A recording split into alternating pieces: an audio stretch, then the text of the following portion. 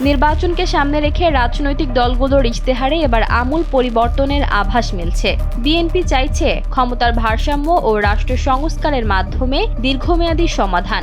জামায়াত গুরুত্ব দিচ্ছে দুর্নীতির বিরুদ্ধে কঠোরতা আর নারী অধিকার নিশ্চিতকরণে। অন্যদিকে নতুন দল এনসিপি জুলাই বিপ্লবের স্পিরিট নিয়ে পুরো রাষ্ট্র ব্যবস্থা নতুন করে গড়ার স্বপ্ন দেখছে। বিএনপি তাদের ইশতেহারের সবচেয়ে বড় চমক হিসেবে রাখছে ক্ষমতার বিকেন্দ্রীকরণকে।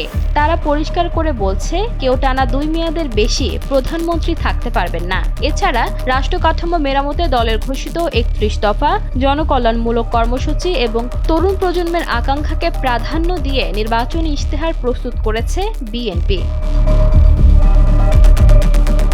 বিএনপির ইশতেহার প্রণয়নের বিষয়ে সংশ্লিষ্ট সূত্রগুলো বলছে, ইশতেহার তৈরির কাজ চূড়ান্ত পর্যায়ে রয়েছে।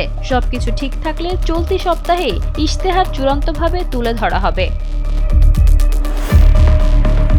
সংসদ নির্বাচনকে সামনে রেখে নির্বাচনী ইশতেহার চূড়ান্তের কাজ শুরু করেছে বাংলাদেশ জামায়াত ইসলামীও। শিগগিরই তা ঘোষণার কথা জানিয়েছে দলটি। নেতারা বলছেন, জামায়াত ইসলামীর পরিকল্পিত নির্বাচনী ইশতেহারে অগ্রাধিকার পাচ্ছে দুর্নীতির বিরুদ্ধে কঠোর অবস্থান, পাশাপাশি নারী ও সংখ্যালঘুদের নিরাপত্তা ও অধিকার, শিক্ষা, চিকিৎসা খাত সংস্করণ সহ বেশ কিছু বিষয়ে গুরুত্ব পেতে যাচ্ছে ইশতেহারে।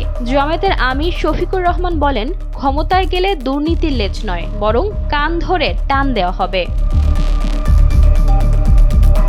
প্রথমবারের মতো জাতীয় সংসদ নির্বাচনে অংশ নিতে যাচ্ছে তরুণদের রাজনৈতিক দল জাতীয় নাগরিক পার্টি। এই নির্বাচনে বাংলাদেশ জামায়াত ইসলামী নেতৃত্বাধীন 11 দলীয় জোটের সঙ্গে অংশ নিলেও এনসিপি আলাদা নির্বাচনী ইশতেহার থাকবে।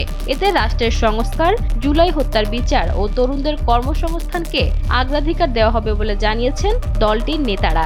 এনসিপির যুগ্ম আহ্বায়ক মনিরা শারমিন বলেন, এনসিপির একক ইশতেহার থাকবে। চলতি সপ্তাহের মধ্যে ইশতেহার ঘোষণা করা হতে পারে।